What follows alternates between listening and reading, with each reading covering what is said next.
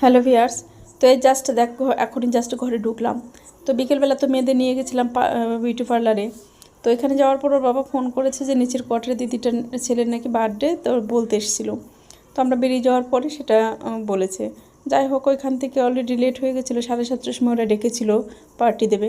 তো আমার already late হয়ে গেছিলো। ওইখান থেকে সোজা আমাদের কমপ্লেক্সে গিফট শপে ঢুকে গেলাম একটা গিফট নেওয়ার জন্য। অলরেডি লেট ছিলাম বলে একটু তাড়াহুড়ার মধ্যেও ছিলাম।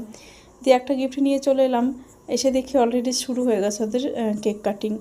তো ওই জাস্ট ওদের মেয়েদের পৌঁছে দিয়ে আমি বেরিয়ে যাচ্ছিলাম, তখন দিদিটা বললো না এসে ওকেও আশীর্বাদ করো। যেহেতু এটা সাউথ ইন্ডিয়ান, ওরা একটু আলাদাভাবেই করে সব কিছু। তো আমি জানতাম না কীভাবে ওদের ইয়েটা হয়, আরতিটা হয়। তো আমি আরতি করছিলাম আর হ্যাপি বার্থডে গান করছিলাম, সবাই হাসছিল ওই শুনে।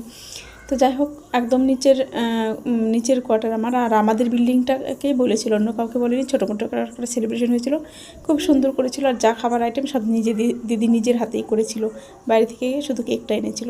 কেমন লাগলো